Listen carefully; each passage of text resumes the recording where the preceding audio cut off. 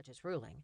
She was actually surprised the prosecutor made the objection, but she knew second-guessing and playing armchair quarterback wasn't the best thing for her to do at this point, even though it was incredibly difficult for her to stay quiet. She tried to settle in and figure out what the defense lawyer's play was. Louise's testimony about Leighton's character may have some weight, but it wouldn't determine the entire case. The attorney turned his attention back to Louise. "You may go ahead and answer the question." Louise took a breath. "I've known Mr. Alito to be a man of great integrity. He is highly generous with his time and financial contributions to the community. The nonprofit we work on together has been instrumental in preparing people to go back into the workplace after periods of unemployment. We've been able to make a positive and tangible impact on people's lives." "And in the time that you have known Mr. Alito, have you ever had any concerns about him being a violent person?" Louise shook her head. "Absolutely not. Just the opposite. I've known him to be a kind and gentle man, slow to anger, with a very good head on his shoulders." Hearing those words almost made Olivia sick, because she knew the true Leighton Alito. The man was ruthless, conniving, and extremely violent. But even more important than all those things, he was directly tied to evil. He sold his soul a long time ago and was proud of it. Olivia knew all too well what he was capable of. She was certain his supernatural activities would not be on display today in the courtroom. Very few people knew what his company really stood for. Olivia took a moment and surveyed the courtroom. It was such a shame Stacy Malone was sitting there on the defense side rooting for Leighton. She'd been seduced by everything Leighton could provide her, including what she believed was her freedom but was actually her captivity. The college student had probably just started to learn what Leighton was all about, and Olivia could only hope and pray that one day Stacy would change her mind and leave that type of life. Pushing those thoughts aside, Olivia focused back on the issue at hand and Louise's testimony.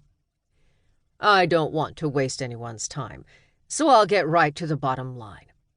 Ms. Martinique, do you know where you were on the night of February the 20th? Louise nodded. "Why, yes, I do." "And can you please tell the jury your whereabouts that night?" the lawyer asked. "I was having dinner at my home with Mr. Alito." "And when did Mr. Alito leave your house that evening?" Louise glanced over at the jury. "It was probably around 11 p.m. We had a late dinner because we were working on various budget issues for the annual board meeting." The defense lawyer took a step forward. "And do you recall what time Mr. Alito arrived at your home that night?" "I believe it was around 6 p.m. We had quite a bit of work to do, so we got to it. We took a break for dinner before finishing up." "And you're sure about the date of this dinner meeting you had with Mr. Alito?" "Yes, and we don't have to just rely on my memory. It's in my calendar." "Your Honor, I'd like to enter that page from Ms. Martinique's desk calendar into evidence." The defense attorney walked over and provided a copy to the prosecutor, and then approached the bench after asking for permission. "Any objection?" the judge asked. "No, Your Honor," the prosecutor responded. Olivia figured the judge was almost certainly going to let in anything Louise said was in her calendar. They spent a minute authenticating the document, and it was introduced into evidence. The defense wrapped up his questions, and the prosecutor would now get his chance. Olivia so wished she could be the one conducting the cross-examination.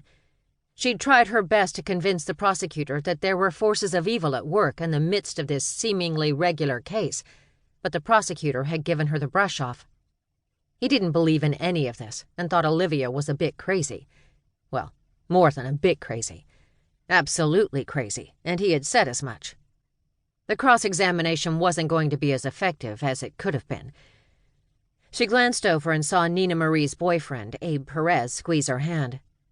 Not only had Nina Marie almost been killed by Leighton, now she had to live in fear that he would come back and try to finish the job. Thankfully, Abe was sticking close to make sure that didn't happen. Olivia took a deep, steadying breath before the prosecutor jumped into his questioning. He cleared his throat and approached the witness. It occurred to Olivia this prosecutor most likely knew Louise. That couldn't be a good thing, because he wouldn't want